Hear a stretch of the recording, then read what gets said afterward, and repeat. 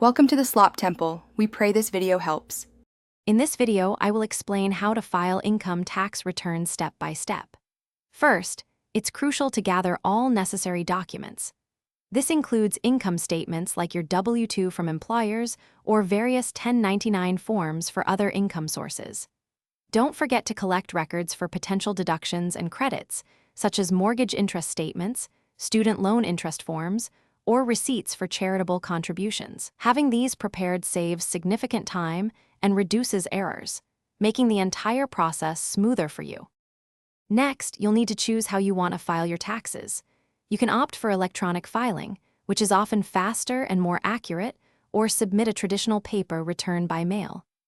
Many people use tax software, which guides you through the process, or you might prefer working with a qualified tax professional.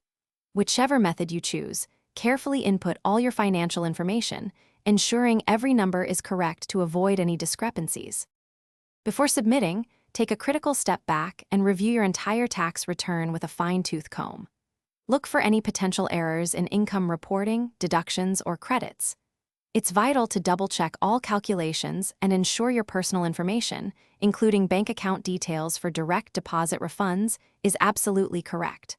Once confident, submit your return by the official deadline, which is usually April 15th, to avoid any late penalties.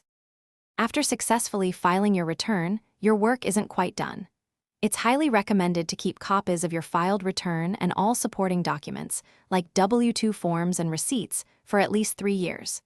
This is crucial for your records and in case of any future questions. Also, track the status of your refund or confirm your payment was received.